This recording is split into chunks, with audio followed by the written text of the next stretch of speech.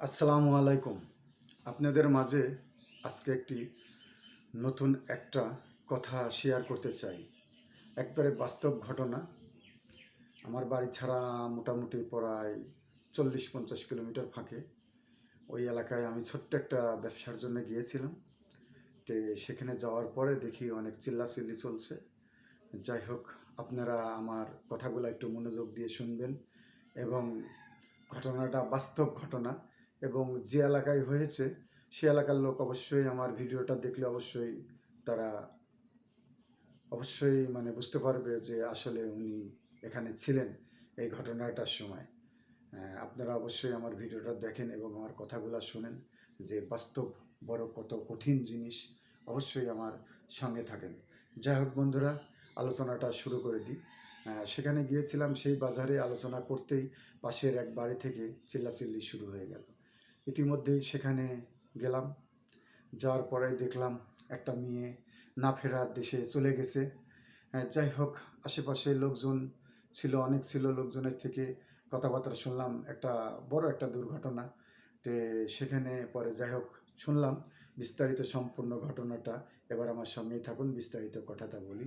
একটা মেয়ে ছোটোবেলায় থেকে বাবা মায়ের ঘরে অনেক কষ্ট করে বাবা মা লালন পালন করে, সেখানে করার পরে সে আস্তে আস্তে বড় হয়ে যায়।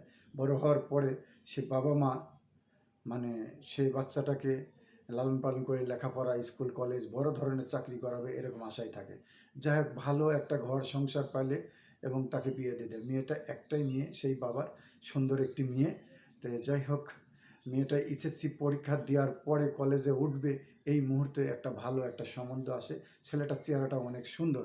তো যাই হোক বন্ধুরা, সম্বন্ধটা বাবাটা অ্যাকসেপ্ট করে। বাবাটা গরিব মানুষ, বাবাটা একটা আমাদের এলাকায় বলে ভুটভুটি পটাক, আপনার এলাকায় কি বলে ভ্যান রিক্সা, এরকম। উনি বানিয়েছিল মোটামুটি 70-80 হাজার টাকা দিয়ে। এই মানুষের আর কি ডিম, মানুষ, অনেক খড়ি, এরকম ধরনের টানাটানি করে। যাই হোক, মেয়েটার সেই সম্বন্ধে আসার পরে যাই হোক মেয়েটাকে বিয়ে দিয়ে দেয়। বিয়ে দেওয়ার পরেই যাই হোক মেয়েটা শ্বশুর বাড়ি চলে যায়। চলে যাওয়ার পরে মোটামুটি 1 মাস পরে মেয়েটা বাবার কাছে ফোন দেয়, বাবা তুমি আমাকে কোথায় পাঠিয়ে দিলে? তখন বাবা ফোন পে, কেন মা, তোমাকে তো শ্বশুর বাড়ি পাঠিয়ে দিয়েছি বাবা বলছে। কিন্তু মেয়ে বলছে, বাবা আমার শ্বশুরের কাছে যে কথাটা দিয়েছিলে সেই কথাটা দ্রুতভাবে তুমি রাখার চেষ্টা করো। সারা দিন যায়, বিকেল যায়, সন্ধ্যা যায়, দুপুর যায়, রাত হলে কিন্তু সেই কথাটাই আপনার জামাই আমাকে বলে ফেলে। তো বলো কেমন লাগে? যাই হোক, এমন করতে করতে বাবা তার গাড়িটা ছিল বিক্রি করে দেয়। বিক্রি করে দেওয়ার পরে সেই মেয়েটার 1.5 লক্ষ টাকা যৌতুকের কথা থাকে। যৌতুকের কথা থাকার পরে মেয়েটা 50,000 টাকা তার বাবা পরের মাসে দিয়ে দেয়। দেওয়ার পরে যাই হোক কিছুদিন ভালো যায়, যাওয়ার পরে 1 মাস পরে আবার কিন্তু এই মেয়েটার পরে আবার টর্চার শুরু হয়ে যায়। টর্চার শুরু হওয়ার পরে মেয়ে মাছ মাংস অনেক কিছুই রান্না করে, মেয়েকে খেতে দেয় না। তার শাশুড়ি ধরে মারে। তার হাজব্যান্ড যে তার চিরদিনের সঙ্গী, সেও কিন্তু তাকে মারধর করে। বলেন কি অবস্থাটা তার? সেই সুন্দর মেয়েটার কি অপরাধ ছিল? বাবা মায়ের ঘরে লেখাপড়া করার একটা অবস্থান ছিল, ভালো একটা শিক্ষিত হবে, কিন্তু বাবাটা তো গরিব। পরে কি করে বাবার কাছে কিছুদিন পরে আবার মেয়েটা ফোন দেয়। ফোন দেওয়ার পরে বলে, বাবা তুমি কেমন আছো? কয় ভালো আছি। কয় বাবা আমি খুব ভালো আছি, আমাকে খুব সুন্দর জায়গায় রেখেছো বাবা। তো বাবা বলে, কেন মা, তোমাকে তো আমি ভালো জায়গায় রেখেছি। হ্যাঁ বাবা, আমাকে খুব ভালো জায়গায় রেখেছো, আমি সারাদিন অনেক রান্না বান্না করি বাবা, কিন্তু আমাকে তারা খেতে দেয় না বাবা। বাবা তুমি যখন আসবে আমাকে নেবার জন্য বাবা, আমি এই দোজকে আর থাকতে পারছি না বাবা, আমার জন্য একটু গরুর মাংস, খাসির মাংস, ইলিশ মাছ, চিংড়ি মাছ নিয়ে এসো বাবা, অনেক দিন আমি খাই নাই বাবা। বাবা আমার কি অপরাধ ছিল? তোমার সংসারে থাকছিলাম আমি, কি ভুল করেছিলাম যে আমাকে তুমি পরের সংসারে বিয়ে করে দিছো? বাবা আমার শরীরে শুধু তাদের মায়ের দাগ। আমার শাশুড়ি আমাকে চুল চেপে ধরে বলে, তোমার বাবার বাড়ি থেকে যৌতুকের টাকা নিয়ে আসো। কবে টাকা নিয়ে আসবি বল? আমাকে বের করে দিছিল বাবা। আজকে রাতে আমি সারা রাত বাইরে ছিলাম বাবা। এভাবে চোখ দিয়ে অঝোর পানি ঝরতে থাকে। বন্ধুরা, এই তো মানুষের মানবিক অবস্থা দেখেন। একটা বাবা তখন কি করবে? বাবা কিছুদিন পরে অনেক জায়গায় ঘোরাঘুরি করে টাকা পায় না, একটা এনজিওর কাছে লোন করার চেষ্টা করে, সেখানেও বাবা টাকাটা দেয় না, যে তার দেওয়ার মতন সমর্থন নেই। আগে যে গাড়িটা ছিল সেই গাড়িটা বিক্রি করেও 50,000 টাকা দিয়ে দিছে। তো এখন বাবারই চলার খুব অবস্থা খারাপ। যাই হোক, সেই বাবা তার ছোট ভাইয়ের কাছে জমিটা বিক্রি করে, বিক্রি করে মেয়ের জন্য এই 1,00,000 টাকা নিয়ে মেয়েকে গরুর মাংস, খাসির মাংস, চিংড়ি মাছ, ইলিশ মাছ অনেক কিছু নিয়ে যায়। যাওয়ার পরে মেয়েটাকে দেখতে যায়, বাড়িতে দেখে কেউ নাই। যাই হোক, মেয়ের বাড়িতে ঢুকে দরজাটা ঠেলা দিয়ে দেখে মেয়েটা না ফেরার দেশে চলে গেছে। হায়রে বাবা, তখন কি অবস্থা থাকে, সব কিছু ফেলে দিয়ে বাবা কান্নায় ভেঙে পড়ে যে কোথায় আমার মেয়েকে পাঠিয়েছিলাম। মেয়েটা অলরেডি মনে করেন তো কী অবস্থায় আছে, মেয়েটা ওই মুহূর্তে না ফেরার দেশে চলে গেছে। তো বন্ধুরা, সবাই আমার কথাটা একটু মনোযোগ করে শুনবেন, এবং মানুষ আমরা কোথায় গিয়েছি, কোথায় আমাদের মানবতা। একটি মেয়ে শৈশব জীবনে কত ভালো ছিল, খেলাধুলা লেখাপড়ায় করতেছিল। আসলে আমরা একটা ভালো ছেলে এবং ভালো সম্বন্ধ পেয়ে আমরা মেয়েটাকে এখান থেকে আমরা কি করলাম, বিয়ে দিয়ে দিলাম।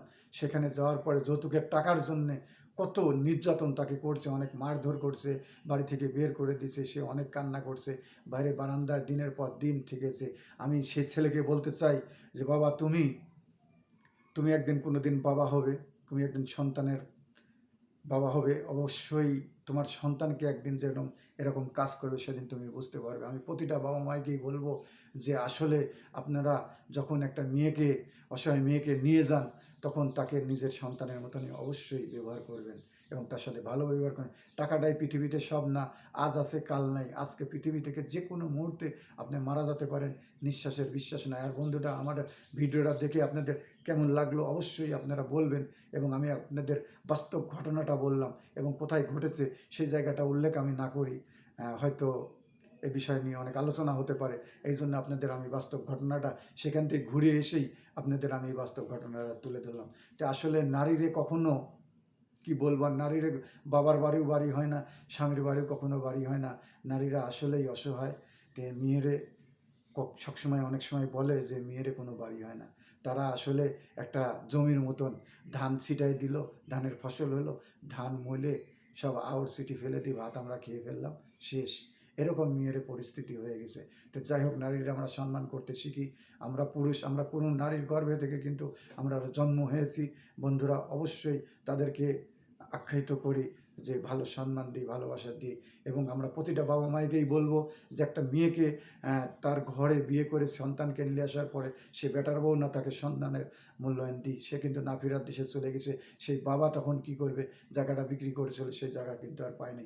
পরে আমি সমস্ত ঘটনা শোনার পরে ওখানে যাই হোক প্রশাসন চলে আসছিলো, প্রশাসনের সাথে অনেক কথা বলছিলাম। আমি প্রশাসনকে বলছিলাম এটা দৃষ্টিমূলক শাস্তি হওয়ার দরকার, এবং পরবর্তীতে পৃথিবীতে কেউ আসার আগে এই ঘটনাটা যেন শুনে বলে। আমি বললাম ভাই, আমি এই বিষয় নিয়ে আপনাদের নিয়ে একটা প্রতিবেদন করতে চাই। বলো ভাই, এটা আমরা দেখতেছি, আপনি প্রতিবেদন করেন না, এটা আমাদের বিষয়, আমরা বলো। যাই হোক, আমি আপনাদের মাঝে এই প্রতিবেদনটা তুলে ধরলাম। আপনাদের কেমন লেগেছে আমি জানি না। আমি অনেক কষ্টের সাথে কথা বলছি, আমি একটা বাবা, আমিও একটা সন্তানের বাবা। আমিও চাই যে আমার সন্তান ভালো থাক, আপনার সন্তান ভালো থাক, ভালো জায়গায় অবস্থান করুন। একটা মেয়ে যখন খারাপ থাকে তখন একটা বাবাই জানে যে কত কষ্ট লাগে। আসলে কি বলবো বন্ধুরা, আজকে অনেক কথা বলে ফেলাম, মনটা আমার অনেক খারাপ। আপনারা আমার জন্য দোয়া রাখবেন। দেশ এবং বিদেশে যারা আমার কথাটা শুনলেন, অবশ্যই মনোযোগ দিয়ে শুনবেন এবং আমার ভিডিওটা দেখবেন। অবশ্যই তারপরে আপনারা মনস্তাপ করবেন আসলে ঘটনাটা কত মর্মাহত ঘটনাটা। ঠিক আছে, ধন্যবাদ, থাকবেন ভালো, থাকবেন সুস্থ থাকবেন। পরিশেষে আর একটা কথা বলে যাই, এবং ওই মা জাতি মেয়ের জন্য সবাই একটু দোয়া রাখবেন। আসসালামু আলাইকুম, ধন্যবাদ সবাই।